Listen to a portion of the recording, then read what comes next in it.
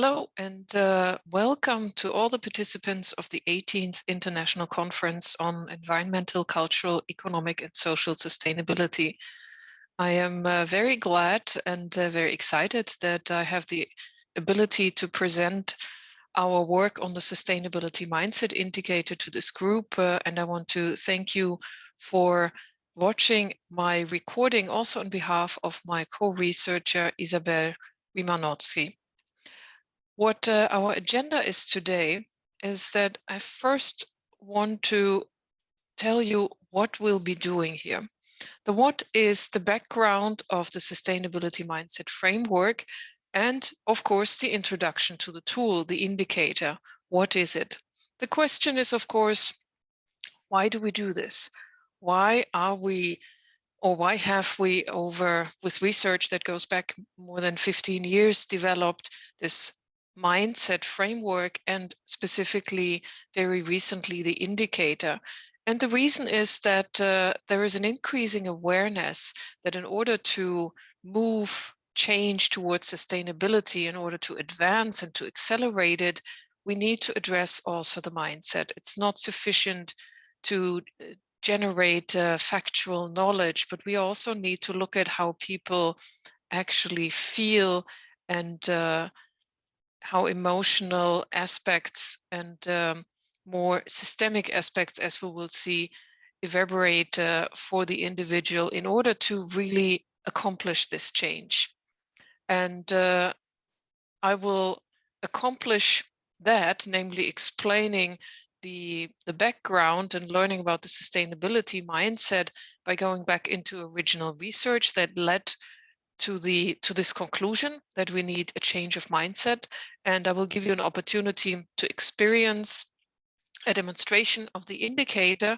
And at the end, I hope that you will walk away from this session with the recognition that there is a possibility to expand your repertoire of teaching or coaching for sustainability. So let's start with the idea of education for sustainability. We can look at this from two perspectives. One of them is what we would call, according to the framework of Wilber, the all quadrants and all levels model, the external perspective that focuses on knowledge, competencies, skills, mastery of subject areas, etc., which expresses itself for the individual through behaviors, through our habits, the initiatives we take on, and the way we commit to leadership. On the collective, it expresses itself through regulations, for example, the innovations, the kind of programs and solutions that are developed, the institutions that are formed. However, there is also an internal side to it. And the internal side on the level of the individual is the individual's values and belief systems, the understanding of purpose, the expression of a mission or of an identity, and in the collective assumptions, obviously, the collective values of the group, its worldviews, its causes. And exactly this aspect, as I said, is what is addressed with the sustainability mindset. And the way we want to move forward education or training for sustainability in this context is through transformative learning, through transforming the internal values, the internal belief systems of an individual. You may ask yourself how this idea came about, and this goes back to research that started in 2005 through an exploratory study of leaders that by themselves, without force from external stakeholders, decided to change their organization's social and environmental footprint. And the idea was that by studying these successful cases using appreciative inquiry and positive psychology frameworks, we can extract a description of what a mindset for sustainability could look like in order to then provide educators as a next step with the input to really develop this mindset, to develop intentionally, socially, and environmentally responsible leaders. So the idea is really, what does it take? What was driving these leaders of these organizations to do what they did, to convert their organizations, and how can we extract that to give tools to educators to promote the same kind of thinking and being, as it turns out, in their students or coachees. The result was the so-called, or is the so-called, sustainability mindset with its 12 principles, which are divided into 4 content areas: the ecological worldview, systems perspective, spiritual intelligence, as well as emotional intelligence. These 4 content areas are furthermore broken down into, as I already said, these 12 principles.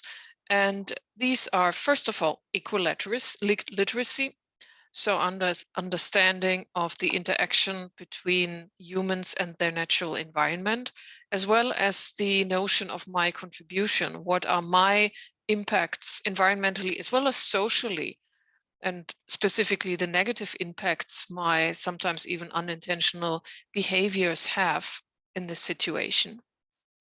Systems perspective covers long-term thinking to move away from what our modern societies are very often doing, is just thinking, let's say, towards the next quarterly report. Instead, we should think in the long term what our actions and behaviors actually have and consequences. We're looking at flow and cycles that comes from recognizing the natural flows of growth and decline and decay and regrowth from the same materials. We're looking at both and thinking in comparison to either or thinking, which is both and thinking is a much more inclusive way of looking at the world. And it recognizes interconnectedness between humans through the global economy, for example, but also the interconnectedness between us and our natural environment. In the realm of emotional intelligence, we're looking at the realization that it takes creativity to solve sustainability problems, so creative innovation and how that is expressed. But the case studies of these leaders also showed that all of them were very much connected with themselves through reflection, through self-awareness. And that is also, again, represented to a certain extent in spiritual intelligence, which has a part of what we call oneness with nature, the realization of the deep connectedness that we have, because actually everything that we use and everything that we create can only come from natural resources. There is no other source. And it includes the concept of mindfulness and of purpose, of a purposeful goal. So having developed these mindset principles, the question then developed is like, what can we do?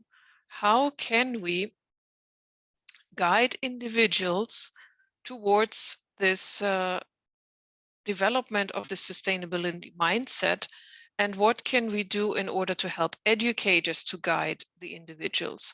And this is where step by step the sustainability mindset indicator came into place, which is a personal development tool indeed. It is a tool that maps where a person is with regards to the sustainability and the mindset, and it helps and it provides a lot of information to help individuals grow and to help the educators, the trainers, to help them or to accompany them. So what I would like to do is take a tour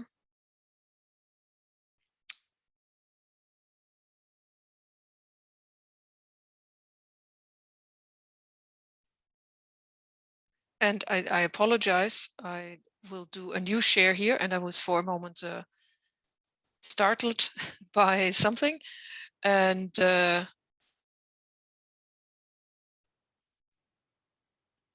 let me switch to the new share, which I believe has not worked yet. So what you see here is just a demonstration of the sustainability mindset indicator and how it works. This actually, if you enter the demonstration, it shows you exactly what this indicator would do, it has three per principle. It has three pairs of statements that represent this principle. And why three? Because we actually assess the cognitive, behavioral, as well as affective aspects of this principle. So an individual would read these questions and make their choices. We recommend always to take them slowly. There is the opportunity to take the choice of neither if someone really doesn't feel that either one of the statements connects, but we're also giving the recommendation to think in detail and at least to choose something that is a little bit closer to where you are, because then the feedback is a little bit richer. So individuals would do that, read the statements, make a choice, read the next pair of statements, make a choice, and so on and so forth.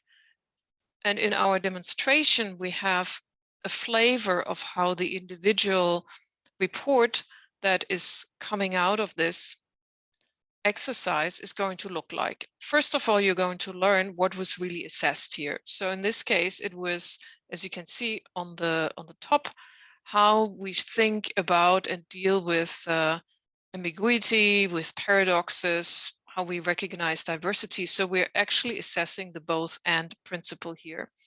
And your personalized report would provide you with where you are, what your position is, where you are comfortable with regards to this principle, and questions how you can think about it more, how you can develop it deeper.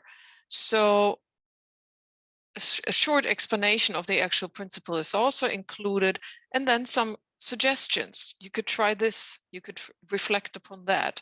You can ponder this if you want to continue your journey towards a sustainability mindset. So it's very, very developmental. And like it is here on the demonstration, the individual participant would at this stage also be able to download their personal report. Now, let me go back to the actual presentation, therefore.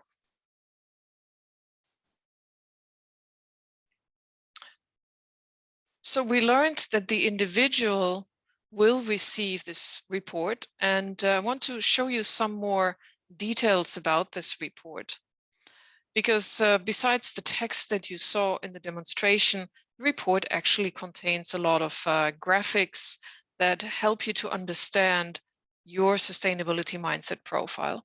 What you can see here is one example graph that an individual participant would receive. This is the overall sustainability profile, which shows you relative to each other how the different principles are developed. You can see that the larger these areas are, obviously, the more developed they are. And this already gives the individual a certain sense. Where am I? What are my, I don't want to call it strong points, but where am I with this understanding of the mindset that I want to have towards sustainability? There is much more than that, because as I said, at the end, the indicator is a teaching or training tool. We want educators or coaches to be able to help individuals along this path, and not just because this is already very intense and very comprehensive information, but we want a guide, a coach, or an instructor to be available for the students and or their coachees. So the instructor that would use this indicator in the classroom or in a training or coaching scenario also receives a report.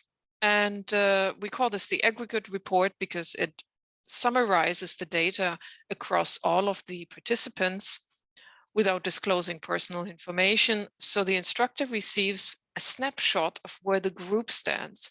This can be used in various ways. It can be used, for example, at the beginning of a teaching intervention, where an instructor sees which aspects of the mindset are developed, which are maybe a little bit weaker. So the actual teaching intervention can be adjusted to this. This, even if that is not possible because sometimes, particularly in higher education, we cannot adjust an intervention at the beginning of a semester, for example, but we can at least get an idea where the group is. And then at the end of a semester or at the end of a coaching intervention, we can do the same. We can have the individuals use the indicator again so we can learn of the impact that we potentially have. And we can look at, therefore, differences in demographics, cultural, social backgrounds. There is a rich pathway for research through the data that we can collect. And I want to give you a short flavor from our first trials in beta phase, because our tool is very, very new. What is actually possible here, I'm showing you a comparison pre-post of a course, and you can see that most of the principals actually have increased scores from the students, better development on the side of the students. And as a result, you want to, a teacher or coach may want to look at the different activities done, the different ways of the course material addressing these to improve them, to tweak them. And the next graph shows you the same for the three areas that we're assessing: the cognitive, the behavioral, and the affective.